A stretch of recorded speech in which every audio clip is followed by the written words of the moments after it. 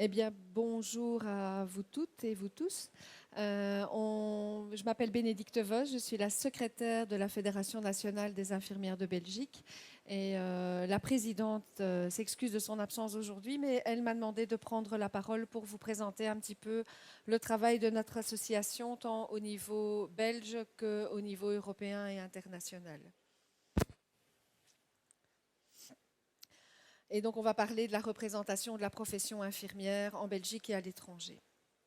Alors tout d'abord, qui est la FNIB? Qui est cette association? C'est une association qui existe déjà depuis une bonne cinquantaine d'années. Elle est depuis janvier 2009 en restructuration complète, puisqu'au sein de cette association, on a décidé, c'est plutôt même une fédération, puisque c'est la Fédération nationale des infirmières de Belgique, ouverte à toute association générale, régionale spécialisée ou de pratique spécifique.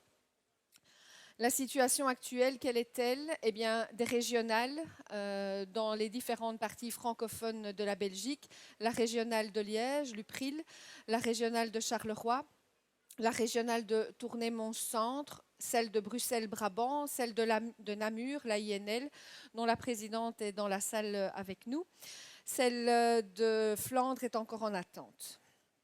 Au niveau des spécifiques, nous avons des associations des infirmières en soins à domicile salariés, des infirmières en soins à domicile indépendantes, la FIB, et en cours de création, la Fédération des MR et MRS.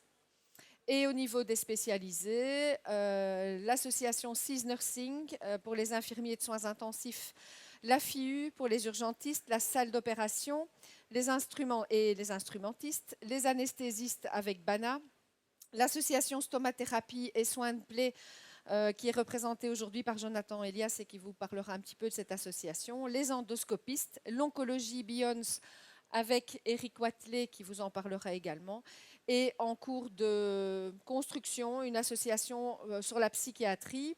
La pédiatrie nous a rejoint depuis l'AIGP, la FESI et l'association des étudiants en soins infirmiers est ouvert à toute autre association qui le souhaiterait. Quelle est sa structure? La présidente nationale, c'est Alda Dallavallée. Et puis, au sein de la structure, nous avons décidé de 3 collèges spécifiques. Un collège pour la défense professionnelle. On ne veut pas être en lieu et place des syndicats, mais lorsqu'un problème concernant une situation infirmière bien spécifique se présente, les personnes ont la possibilité de prendre contact avec nous et nous intervenons sur le terrain pour voir si des solutions sont envisageables. Le président de cette partie défense professionnelle, c'est également Eric Watley. Une partie associative qui nous permet d'assurer différents mandats, différentes représentations. On verra au sein de quelle structure un petit peu plus loin dans la présentation. La présidente est Madame Fabienne de Zorzi de la régionale de Liège. Et enfin, une partie scientifique avec le CIBREF, dont le président est Monsieur Thierry Lotter. Alors, comment est-ce que ça se construit? Les praticiens de l'art infirmier, de quelque pratique qu'ils soient, de quelques lieux de pratique qu'ils soient également, vont s'affilier soit directement à la FNIB nationale, soit à une ASBL régionale ou à une ASBL spécifique ou spécialisée. Et il se verra représenté au sein des différentes structures. Mais finalement, qui sommes-nous? Parce que ça, c'est quand même important de le comprendre. On est tous des bénévoles. Il n'y a personne qui est salarié dans cette association. Et donc, on a décidé de faire de représentation et de la défense de la profession, mais à titre totalement bénévole. Et donc, tous volontaires pour défendre notre belle profession. Tous des professionnels soucieux de la qualité des soins du patient et du métier.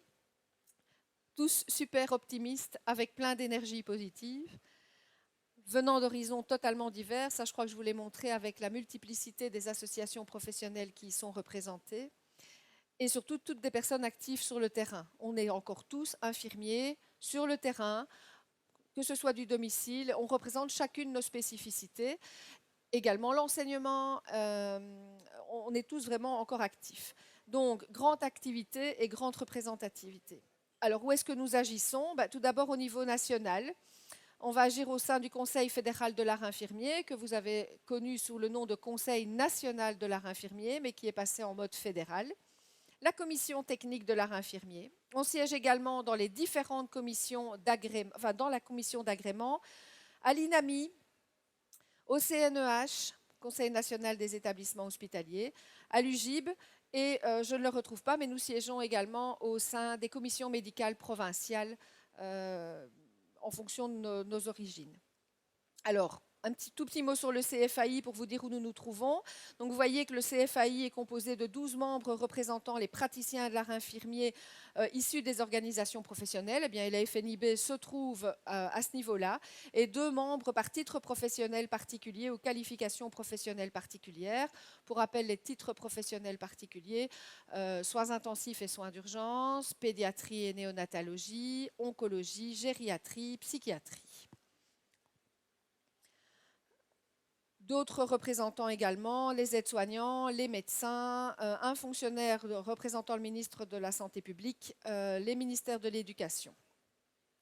Quelles sont les principales missions de ce Conseil fédéral de l'art infirmier? C'est donner au ministre de la Santé des avis sur toutes les matières relatives à l'art infirmier, entre autres l'accès à la profession, l'exercice de celle-ci, et donner également au pouvoir communautaire des avis relatifs à l'enseignement en soins infirmiers, qui, si vous ne l'avez pas vu passer récemment, est en pleine restructuration pour le moment et va évoluer vers de très belles perspectives. Au sein des commissions d'agrément, eh bien, on va rendre des avis pour autoriser les praticiens de l'art infirmier à porter par exemple un titre professionnel particulier, je vous ai dit lesquels juste avant, une qualification professionnelle particulière, vérifier le respect de l'enregistrement des aides-soignantes, contrôler le maintien du titre. Alors je ne sais pas s'il y en a certains parmi vous qui sont concernés par le titre SISU, mais les premiers contrôles vont commencer à partir du mois de mars à peu près. On siège donc également au sein de la commission technique de l'art infirmier où on retrouve également 12 membres provenant des praticiens de l'art infirmier et toute une série d'autres représentants. Quelles sont les principales missions de cette commission technique de l'art infirmier? Conseiller le roi en matière de fixation des prestations techniques de soins infirmiers et des actes médicaux confiés. La fixation des activités et des prestations techniques que l'aide-soignante peut effectuer sous le contrôle de l'infirmière et au sein d'une équipe structurée. Leurs modalités d'exécution et les conditions de qualification qui sont requises. Alors, on est également représenté au niveau de l'UGIB. Alors, l'UGIB, c'est l'Union générale des infirmières de Belgique, qui est composée au point de départ de 5 grandes associations professionnelles infirmières reconnues, 2 francophones, 2 néerlandophones, 1 germanophone. Les 2 francophones sont la FNIB, bien sûr, et l'ACN. Cette UGIB, depuis 2011, intègre également les associations spécialisées. Les mandats officiels sont octroyés aux associations d'infirmières qui sont juridiquement reconnues, je viens de vous les dire, donc c'est par l'intermédiaire de l'UGIB que nous accédons à ces différentes fonctions. Et donc finalement, quelles sont les conclusions de cette représentation infirmière en Belgique? Un partage et une séparation dans un système et une structure complexe, ce qui rend parfois le dialogue un peu difficile, mais aussi et surtout une union, une collaboration, une concertation et des compromis, dans un souci de respect de la diversité et de la différence, en étant ferme et déterminé. Quand on a décidé quelque chose, on va jusqu'au bout de nos décisions. Nous avons également une représentation au niveau européen et international. Alors pour la petite introduction, 6 millions d'infirmières en Europe, dont environ 3 500 000 dans l'Union européenne, avec sans cesse de nouveaux défis, une transformation complète des établissements de soins partout en Europe, l'infirmière de santé publique et ou de famille qui a été déterminée par l'OMS, différents traités, Maastricht, Amsterdam, Bologne, la reconnaissance et la libre circulation dans l'Union européenne. On a longtemps parlé de l'infirmière belge au niveau européen. Il faut quand même savoir qu'à l'heure d'aujourd'hui, avec notre nombre d'heures de formation, nous ne rencontrons pas les exigences européennes en matière de libre circulation. Les infirmières belges ne rentrent pas dans les conditions de libre circulation. Il manque aux alentours de 800 heures de formation pour y accéder. Autrement dit, une année de formation supplémentaire. Il faudrait 4 ans de formation pour accéder à ce titre européen. Formation, leadership, responsabilité, compétences, tout ça nécessite une représentation infirmière importante. Les structures internationales au sein desquelles nous siégeons, le Conseil international des infirmières et la Fédération européenne des associations infirmières, le FN. Qu'est-ce que le CII? Eh bien, c'est le rassemblement des fédérations d'associations nationales infirmières. On y retrouve 132 pays membres, gérés par uniquement des infirmières, ce qui représente environ 600 millions d'infirmières, avec une présidente qui est canadienne, Madame Judith Chamian. Le FN, quant à elle, c'est la Fédération nationale des associations nationales d'infirmières en Europe, 28 pays membres. Je ne sais pas si... 10...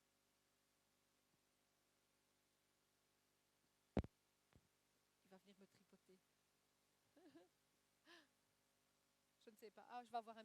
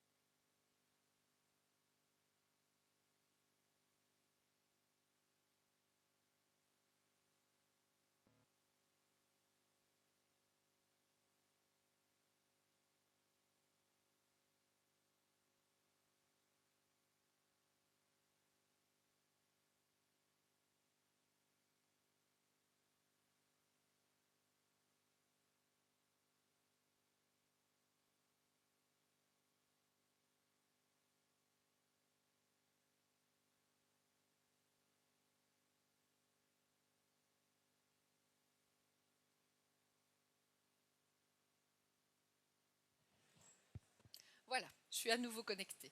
Donc 28 pays membres au sein de l'Union européenne, 10 pays observateurs, là également gérés par des infirmiers, et ça représente environ 1250 millions. À mon avis, il doit y avoir 1250 millions, ça me paraît vraiment. Alors, quelques travaux en cours au sein de la FNIB, donner des avis aux structures ministérielles, émettre des recommandations éclairées et fondées vers toute structure compétente en matière infirmière, soit d'initiative, soit sur demande. Quelques exemples pour l'UGIB, on a aidé à l'élaboration et au dépôt des titres spécialisés en oncologie, gériatrie, psychiatrie et pédiatrie. Et on reste bien évidemment vigilant sur la délégation des tâches aux aides-soignantes. On soutient bien évidemment le plan attractivité de Madame Laurette Onkelings. On dit oui pour un ordre infirmier en Belgique dans ses aspects déontologiques et éthiques. On dit oui également pour la création des conseils infirmiers au sein des hôpitaux. Et on est impliqué dans différents projets, la réforme de la formation infirmière en Belgique. Je ne vais pas rentrer plus dans le détail, mais il est clair, je viens de vous le dire, qu'il faut passer en 4 ans. La différenciation de fonctions, les trajets de soins intramuros, les projets PCCA et Belrail et les projets WIN et WELAM afin de quantifier la charge de travail des différentes unités. Je vous remercie de votre attention et... Oh, il est passé en vert. Et je laisse la parole à M. Watley. Je ne sais pas où est le page up. Et il défile tout seul. Bon.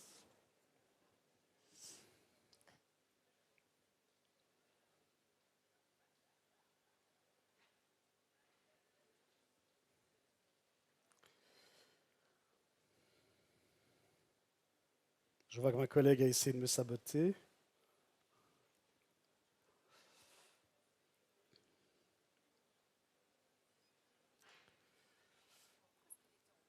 C'est pas grave, t'inquiète pas.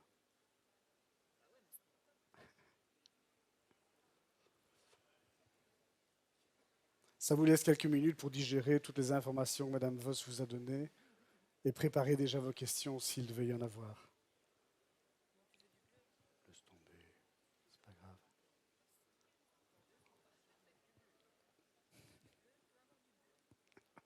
C'est pire.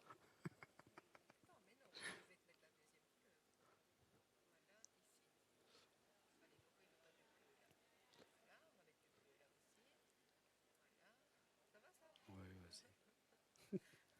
Ouais.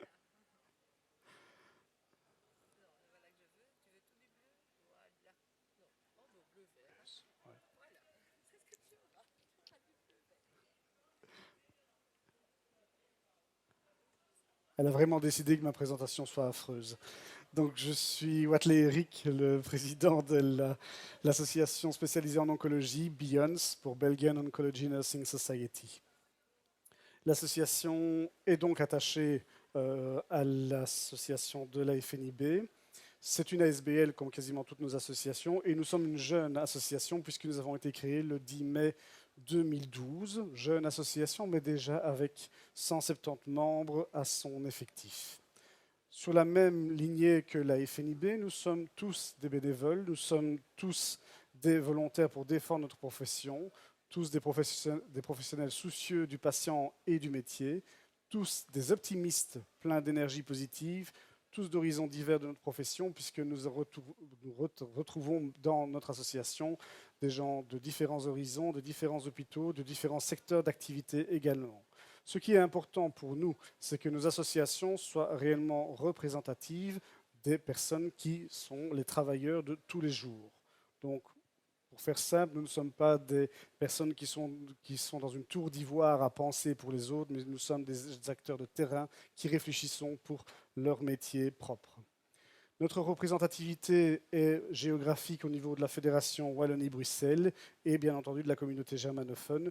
Nous avons des collègues au niveau de la Flandre, c'est la VVRO.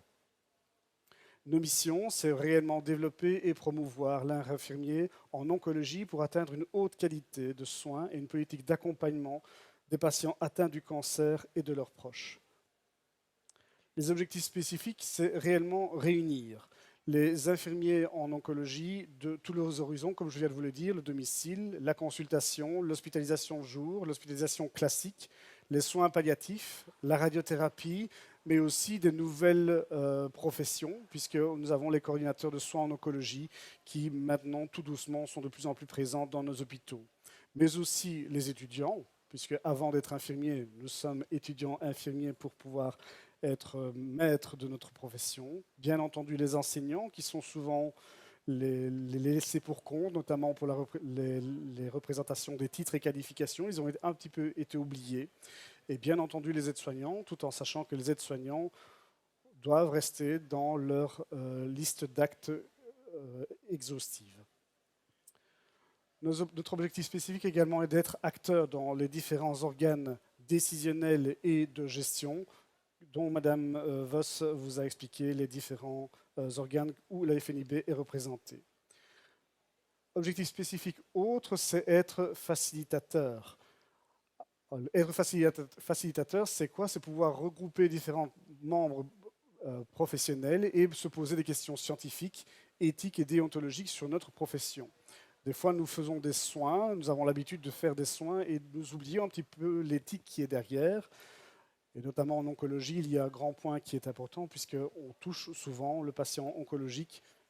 Et malheureusement, dans nos hôpitaux, on trouve également des soins palliatifs. Il y a un accompagnement spécifique à faire là-bas et énormément de questions éthiques et déontologiques à respecter. Être facilitateur en quoi? Je vous l'ai dit, BEONS, c'est une représentation de toute la région francophone et nous espérons être au niveau national déjà des pourvoyeurs d'échanges, de permettre des échanges entre les différentes institutions. Dans les projets que je vais vous présenter par la suite, je vous expliquerai en quoi nous allons faciliter ces échanges. Dans le futur également, nous souhaitons augmenter nos échanges intra- et interprofessionnels au niveau de l'international. Si nous nous appelons BEONS, c'est un acronyme par rapport à EONS, qui est l'European Oncology Nursing Society. Et bien entendu, nous souhaitons être un facilitateur au niveau de l'accès aux sources d'information. Vous savez que de plus en plus, on parle de travailler sur les soins sur base de l'evidence-based practice ou l'evidence-based nursing.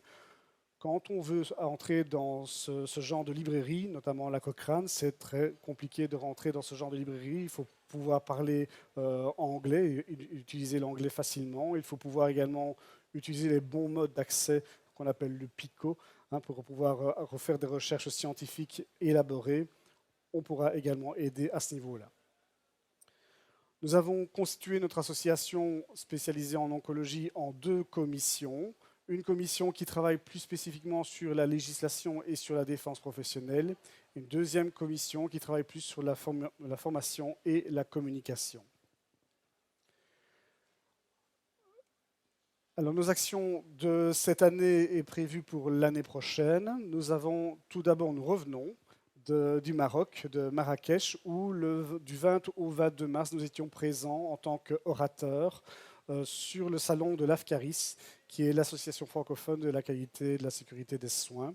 Donc le thème, la thématique de cette année était de faire un zoom sur la cancérologie, et c'est vrai que quand on fait des soins en oncologie auprès des patients, il y a tout ce qui est l'environnement du patient, que souvent le patient ignore, mais appliquer un produit de chimiothérapie n'est pas anodin. Mettre un produit de chimiothérapie, ce n'est pas comme mettre un antibiotique chez un patient, ce n'est pas comme si on mettait simplement un perfusalgan. Il y a toute une préparation d'avant et d'après, et il y a une sécurisation du soin à faire pour que à la fois le patient puisse recevoir sa chimio en toute sécurité, mais aussi le personnel, les techniciens de surface ne soient pas à risque de recevoir de la chimiothérapie. Il y a des études dernièrement qui ont été réalisées notamment sur des infirmières qui avaient l'habitude de donner la chimiothérapie. On a collecté les urines, vous savez bien que les infirmiers, on est fort pipi-caca, je suis désolé, mais on a collecté des urines des infirmières, et même des infirmières pensionnées. Et même chez cette infirmière pensionnée, on retrouvait des métabolites, c'était notamment du 5-FU qu'on recherchait. On retrouve encore des métabolites de chimiothérapie dans les urines des infirmières. Cette infirmière pensionnée n'avait jamais reçu elle-même de chimiothérapie. Donc c'est bien le fait de son métier où elle était exposée à ces produits. Maintenant, de plus en plus, nous mettons une sécurisation autour du personnel pour éviter ce genre de problématiques. Donc là, nous étions présents, 3 orateurs. Je viens d'avoir le retour avec notamment Madame Javot, qui était présente en tant qu'oratrice. Où voilà, on a été réellement félicités sur notre participation. Et à mon avis, nous avons déjà une porte ouverte pour la suite des événements. Vraiment dans l'immédiat, le 10 mai 2014, ce sera de nouveau une autre action que nous menons, c'est notre symposium annuel. Et cette année, notre symposium a pour tâche de laisser tomber les tabous, puisque habituellement, il y a des sujets qu'on essaye d'éviter durant les hospitalisations, notamment tout ce qui touche la sexualité, tout ce qui touche la finance, tout ce qui touche la mort. Et notre spécificité au niveau de notre association, c'est qu'on souhaite toujours avoir le versant patient et le versant également soignant, puisque nous sommes une association de défense professionnelle. Donc ici, la mort, on va traiter la mort, non pas la mort du patient, mais comment nous, en tant que soignants, nous vivons la mort. Ça vous est peut-être déjà arrivé si vous êtes acteur de terrain. Moi, je le suis. J'ai déjà eu des décès et je suis arrivé dans la chambre et malheureusement, je ne sais pas si je dois dire heureusement, j'ai été pris d'un fou rire que je ne savais pas expliquer. C'est un signe. Ça veut dire qu'il y a quelque chose qui se passe. Il faut être attentif à ce genre de signes et c'est là-dessus que nous essaierons de travailler lors de ce symposium. Thématique sur la sexualité, sujet souvent relativement tabou, même dans notre société générale, et problématique des finances. C'est plus ou moins tabou, mais avoir un traitement de chimiothérapie, ça coûte cher. Alors fort heureusement, nous sommes en Belgique et il y a énormément de frais qui sont repris par nos mutuelles, mais il ne faut pas oublier que quelqu'un qui est à l'arrêt pour recevoir sa chimiothérapie ne touche plus son salaire comme avant. Donc il y a des complications pour ces gens, même au niveau salarial. Nos actions encore, c'est qu'en association avec une haute école de la région de Liège, nous allons éditer des plans de soins guides spécifiques. En fonction de chaque pathologie cancéreuse, nous allons établir des plans de soins guides et nous allons également faire des collaborations avec certains hôpitaux pour pouvoir justement diffuser ces plans de soins guides et qu'ils puissent être utilisés. Alors vous le savez tous, maintenant l'ère de l'informatique fait que nos dossiers informatisés sont de plus en plus présents dans nos institutions. Ce sera bien entendu un outil qui sera pensé pour être intégré dans les différents outils informatiques. À côté de ça, nous ferons également des demi-journées de formation continuée, puisque, comme vous le savez, quand on est spécialisé, quand on est porteur d'un titre ou une qualification, nous sommes obligés, et c'est normal, d'avoir une formation continuée. Nous devons récolter, entre guillemets, 60 heures de formation tous les 4 ans. Donc, pour pouvoir permettre cette formation continuée des infirmières oncologiques, nous allons lancer des demi-journées de formation avec un thème par année. Je pense que le thème sera celui du plan de soins guide que nous allons éditer à chaque fois. Autre action de notre association, c'est que nous avons été invités à être membres du jury de la MSD Onco Award. Nous avons donné notre accord pour être jury de ce prix en 2014, 2015 et 2016. Alors, votre avenir, c'est notre quotidien.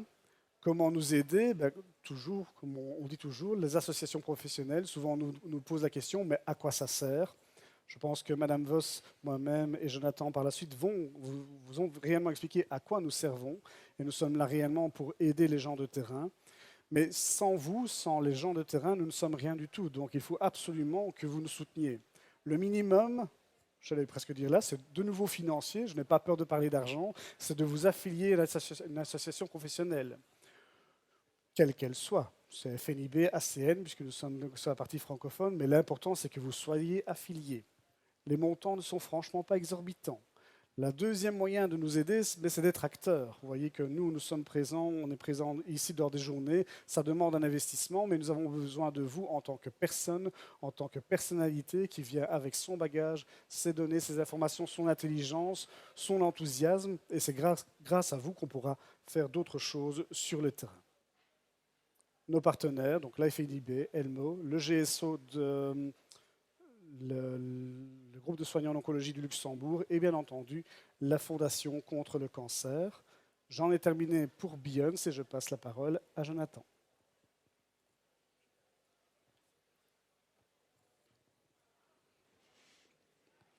Alors, j'espère que la technique ne va pas me faire défaut, hein, comme d'habitude. Alors, voilà.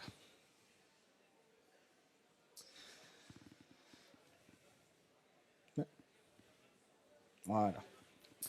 Bonjour à toutes et à tous. Donc moi, on m'a demandé, aujourd'hui la FNIB m'a demandé de venir vous parler, en tout cas au nom de mon association professionnelle, la FICEP. La FICEP, c'est quoi comme association? C'est une association, donc l'association francophone des infirmières en stomathérapie, cicatrisation et plaies de Belgique. Par stomathérapie, ce n'est pas la stomatologie. Hein. La stomatologie, c'est les dents. La stomathérapie, c'est tout ce qui est lié justement aux poches, donc aux dérivations qu'on fait de l'intestin ou du côlon au niveau de la peau. Donc, nous sommes les gens qui gérons tout ce qui est poche, entre guillemets. Alors, l'objectif de notre association, c'est surtout de diffuser la bonne information aux professionnels et c'est relatif à tous nos domaines d'activité. La stomathérapie, comme les soins de plaie, c'est vraiment assez large comme domaine. Hein. On a en stomathérapie, tout ce qui est néphrostomie, urostomie, on a colostomie, iléostomie, on a même les cystocates, parce que c'est une sorte de stomie. On a tout ce qui touche aux soins de plaie, les escarres, bref, tous les trucs en général que personne n'aime faire, c'est pour nous, en général. Donc les fistules, hein, donc tout ce qui est lié aux abcès aussi, tout ce qui est lié à l'incontinence, qu'elle soit urinaire ou fécale, on s'est spécialisé un peu dans tout ça. Hein. Vous allez dire quelle drôle d'idée. On se le demande aussi. Donc voilà. Mais on pense que les patients qui sont surtout touchés par ces problèmes-là se doivent d'avoir vraiment un personnel qui, au niveau qualitatif, sait correctement leur apporter des solutions.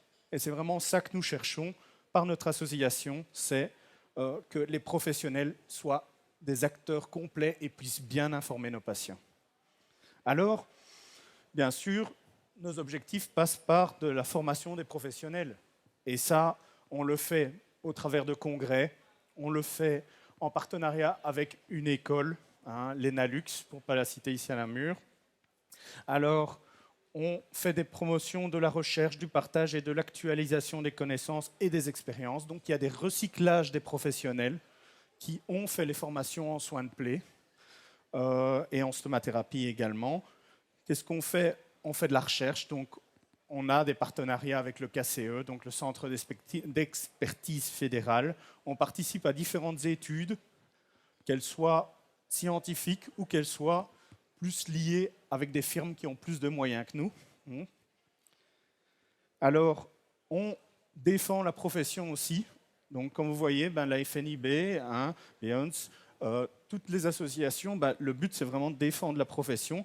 Nous, on est en train d'essayer de défendre un titre particulier de stomathérapie et soins de plaie qui existe déjà dans la loi, mais pour lequel il n'y a aucun arrêté d'exécution pour l'instant. Et donc, on trouve ça vraiment dommage. Et donc, on est en train, au ministère, vraiment, de chaque fois, revenir avec notre gros dossier pour essayer de faire reconnaître cette spécialisation, parce que ça en est une. Alors, on organise un congrès annuel de stomathérapie et de soins de plaie. Il vient de se faire ici, à Charleroi, à la Géode, et on a plus de 500 participants avec toutes les firmes, qu'elles soient de soins de plaie, qu'elles soient de stomathérapie. Et donc, ça permet vraiment à toute infirmière à domicile, infirmière de MR, MRS et autres, de vraiment avoir l'information correcte. Alors, on collabore aussi avec des associations belges et internationales, concernées bien sûr par nos domaines d'activité. Et donc, on essaye aussi de créer des liens entre les différents professionnels. Ce n'est pas parce qu'on est infirmier qu'on va juste se cantonner à notre chose de soins de plaie, de stomathérapie, d'incontinence, faire les experts, on connaît bien.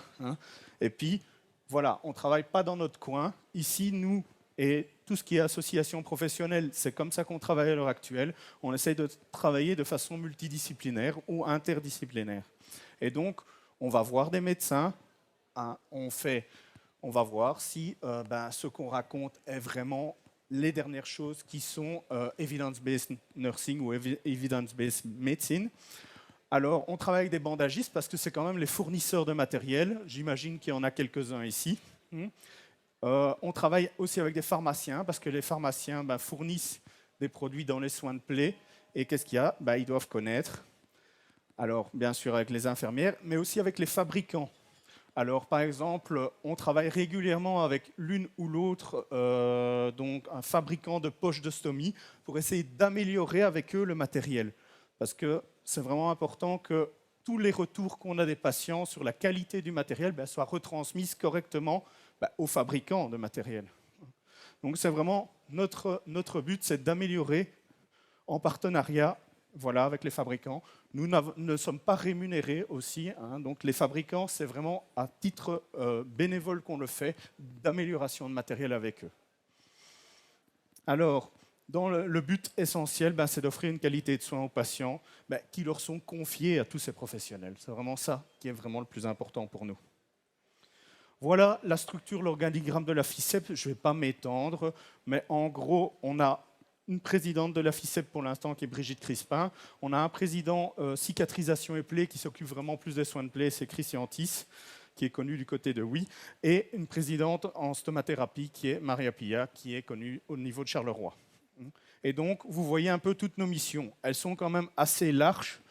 On ne va pas prendre X heures pour vous dire, mais on organise aussi des tables rondes donc, où on rencontre les professionnels. On édite des brochures. Moi, je conseille toujours d'aller voir sur le site de la FICEP. Vous découvrirez pas mal de petites informations, dont aussi les professionnels, qu'ils soient en stomathérapie ou en soins de plaie dans votre région. C'est très important. Ça aide toujours à avoir vraiment un point de contact, en tout cas. On m'a surtout demandé aussi de vous parler des collaborations qu'on fait à l'heure actuelle. Et donc, comme on a en soins de plaie en tout cas, on collabore régulièrement avec l'association, la CNC, c'est une association flamande de soins de plaie et aussi de stomathérapie. Et on organise en général au mois d'octobre un congrès ensemble sous le nom de la Belgian Federation of Wound Care. Et donc, c'est le BFWO. Et ça se passe en général à Bruxelles. Et c'est bien parce qu'on travaille main dans la main pour vraiment que des professionnels qui soient tant flamands que wallons travaillent ensemble pour l'amélioration des soins en Belgique. Alors, en stomathérapie, on travaille aussi avec la CNC, mais aussi le VLAS. Alors, le VLAS, c'est les infirmières en stomathérapie flamandes. Donc, c'est une association professionnelle aussi reconnue en Flandre. Alors, on participe et on est représenté dans divers groupes de travail, surtout grâce à la FNIB au départ. Donc, on a des représentants au CNAI qui est devenu le CFAI maintenant, le CTAI aussi. On participe à des groupes de travail aussi à l'INAMI. à l'UGIP francophone et bien sûr au KCO, Centre d'expertise fédéral. Ça, c'est quand même important. On a participé aux dernières recommandations de tout ce qui était ulcère de pression, donc les escarres, tant en prévention qu'en curatif. Et donc, j'invite toujours à aller voir les rapports du KCE. Ils sont relativement bien faits et sont evidence-based, donc n'hésitez pas à les voir aussi à ce niveau-là. Nos collaborations, surtout internationales, c'est ça aussi que je venais de parler avec vous. Ben, en stomathérapie, on va à des groupes de travail au niveau de l'ECET. Alors, qu'est-ce que c'est le CET? C'est le European Council of Enterostomal Therapy. Qu'est-ce que c'est que tout ça? C'est le congrès européen des stomathérapeutes, en gros. Et donc, on va discuter des dernières choses, des dernières études qu'on a au niveau européen. Pour les plaies, on a EUMA. EUMA, qu'est-ce que c'est aussi? Ben, EUMA, c'est l'European Wound Management Association. Donc, il faut savoir que EUMA est venu en 2011 à Bruxelles. C'est un énorme congrès qui draine des milliers de personnes, des milliers d'infirmiers, des milliers de médecins. Et donc, qu'est-ce qui se passe? Ce gros congrès, on l'a fait dans le centre de Bruxelles et on a participé activement à faire, en tout cas, reconnaître un petit peu notre association et aussi d'amener à la Belgique un petit peu, justement, des gros congrès comme ceci, ce qui manque parfois un petit peu. Donc, voilà. Et donc, on a vraiment participé activement. Ça demande beaucoup d'investissement au niveau bénévole, mais bon, c'était très enrichissant. Au niveau mondial, on va aussi au WCET, c'est la même chose, mais au niveau mondial. Et au niveau des plaies, il y a une association aussi internationale de soins de plaies, le WOOS. Bon, c'est la World Union of Wound Healing Societies. Donc vous voyez, on est quand même représenté et on va représenter les infirmières belges, en tout cas pour leur savoir-faire. On essaye en tout cas de garder des collaborations. Qu'est-ce qu'on fait aussi en collaboration? Régulièrement, on va former dans les écoles, on va former en dehors de nos hôpitaux, on va former même en international dans des hautes écoles internationales. Moi, j'ai été il y a 2 mois, moins de 2 mois, il y a 1 mois, en Suisse, à la Haute École de Genève pour donner un cours. Donc, vous voyez, on essaye vraiment de bouger et d'amener les soins de plaie vraiment sur le terrain. Et sur le terrain, on essaye vraiment d'aller aux soins à domicile, etc., amener l'information. Et donc voilà, juste pour terminer, notre titre, c'est un titre de 900 heures qu'on est en train de défendre. Donc il y a un premier module qui est un certificat interuniversitaire de plaie et cicatrisation, qui est organisé par l'ULG, l'UCL et l'ULB. Donc c'est 150 heures plus bien sûr des heures de stage. Alors vous avez un deuxième module qui est la stomathérapie, c'est 150 heures et qui est organisé à l'ENALUX pour l'instant. Et puis un troisième module, gestion et recherche aussi, 150 heures à l'ENALUX. Et puis vous avez les modules d'enseignement clinique, c'est les stages. Donc voilà, c'est ce qu'on défend pour l'instant pour réussir à avoir vraiment des acteurs professionnels qui savent comment poser un soin de plaie, comment poser une poche correctement avec ses spécificités. Donc n'hésitez pas, nous on est toujours présents. Contactez-nous sur le site afficep.be. On peut vous donner des informations à tout niveau, que ce soit pour la FNIB, pour les autres associations, que ce soit vraiment dans nos domaines de prédilection.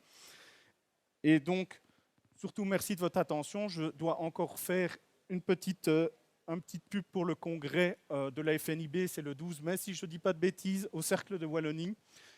Et ça va porter sur les actualités vraiment en soins infirmiers. Donc, je vous y invite franchement. Soyez vraiment acteurs des soins et venez vous mettre dans des associations. C'est vraiment important pour avoir un poids, pour vraiment faire reconnaître les infirmiers et vraiment pousser que la profession grandisse, parce que je pense que c'est notre but à tous, c'est que les associations, que en tout cas la fonction infirmière grandisse pour le bien de nos patients. Merci beaucoup. Voilà. Vous avez des questions ? Il y a un micro, donc il n'y a pas de souci. Oui. Nous sommes déjà en pénurie, ça va être compliqué. Donc, d'autant que nous avons quand même la venue de pas mal d'infirmières d'autres pays, sans les nommer la Roumanie, le Portugal et d'autres. la Tunisie. Et alors je ne comprends pas très bien. Il est clairement démontré que plus les études sont attractives et plus on va faire venir des gens. Or, pour le moment, les études d'infirmière ne sont pas toujours très attractives. Si on sait le faire évoluer vers un master, on va quand même les intéresser nettement plus. C'est bien de faire en 3 ans, mais si en 3 ans on peut rester chez soi et ne pas aller ailleurs, alors que justement on fait faire venir celle d'ailleurs, c'est pas toujours une bonne idée non plus. Mais je vais peut-être demander à monsieur qui a le micro d'aller donner le micro à madame Cécile Dury, qui représente également les infirmières enseignantes, et je peux vous garantir qu'elle va vous convaincre qu'il faut passer en 4 ans. Bonjour monsieur. Donc, votre question était de l'utilité de passer en 4 ans, c'est ça? Alors qu'on est en pénurie infirmière. Bon, déjà... on n'est pas en pénurie, oui, on est c'est bien ça, la d'accord. question de la On n'est pas en pénurie. En tout pénurie cas, en infirmière. Belgique, ce n'est plus le cas. Au niveau européen, au niveau Il y en a, mondial, mais elles ça travaillent l'est. pas. Mais donc, il y a une pénurie, il y a surtout une délocalisation des professionnels qui viennent de pays où la formation, où la fonction est moins bien rémunérée, vers des pays où c'est plus attractif. Donc, la Belgique est un pays attractif. Alors, la question de la durée de la formation, on a une directive européenne qui vient d'être actualisée en novembre, qui précise le cadre minimal d'exigence de formation pour faciliter justement l'échange ou la mobilité des travailleurs en Europe.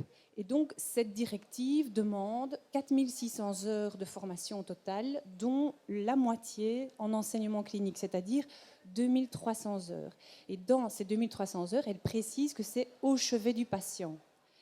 Pour l'instant, au niveau en tout cas de la Fédération Wallonie-Bruxelles, mais c'est plus ou moins similaire en Flandre et dans la partie germanophone, on arrive à 1515 heures. Donc c'est un décret qui définit 1515 heures maximum. Là-dedans, on a les rapports écrits, les TFE. Donc on n'est même pas 1515 heures au chevet du patient. Ce qui veut dire qu'on a une législation européenne, on a un arrêté royal 78 qui détermine l'art de soigner, et puis on a les décrets qui conditionnent la formation. Et donc pour l'instant, on est un peu on ne sait pas trop comment s'y prendre. On a les décrets qui ne correspondent pas à la directive européenne. On a le projet Marcourt qui va nous demander de reconstruire les unités d'enseignement sur 3 blocs. Donc 3 blocs, on ne saura pas arriver aux 4600 heures. Donc ce qu'on voudrait en tout cas demander à nos politiques, et on le fait, donc il y a une soirée politique le 27 février, les associations défendent ça, c'est qu'il y ait une cohérence entre les divers niveaux on va dire de régulation, et que surtout on se dise quelle infirmière est-ce qu'on voudrait qui nous soigne. Et si on regarde ça et qu'on lit comment la directive européenne définit ses compétences, c'est des compétences de haut niveau. La toute première, c'est l'infirmière diagnostique une situation en autonomie. Et donc cette directive met l'accent sur l'autonomie et la responsabilité. Ça veut dire que c'est bien de cette infirmière-là dont on aura besoin bientôt, maintenant. C'est quelqu'un qui va établir voir la situation, établir un diagnostic, se dire quels sont les besoins en santé de cette personne-là, qui n'est forcément pas les mêmes parce qu'on est tous différents, et qui va pouvoir décider d'action avec cette personne. On dit patient-centered care, c'est vraiment se centrer sur les besoins de la personne pour dire comment on va y répondre au mieux avec les autres acteurs.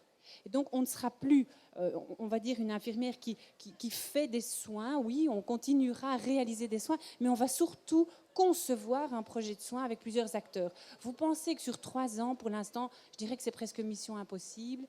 Et je pense que nos ministres, ce qu'ils ont difficile pour le moment, c'est que ça va coûter de l'argent.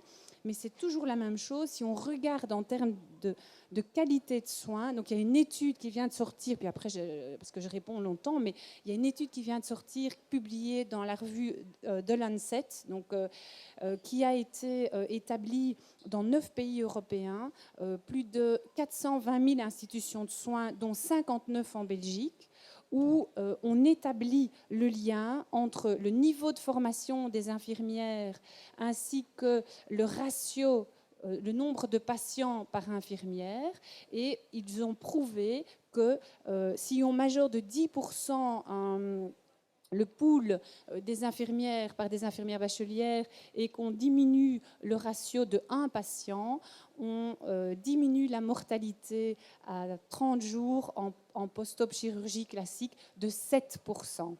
Alors, je ne sais pas si vous imaginez ce que ça fait comme toin-toin, mais ça prouve bien que les infirmières, c'est un capital santé, c'est vraiment un capital pour un pays et il faudrait que nos politiques s'en rendent compte avant que d'être malades. Voilà, donc j'espère vraiment qu'on va tous défendre ça et voilà, par le biais des associations, à l'UGIB, dans les écoles et qu'on mettra les moyens en tout cas pour que cette infirmière construise ses compétences au mieux. Voilà.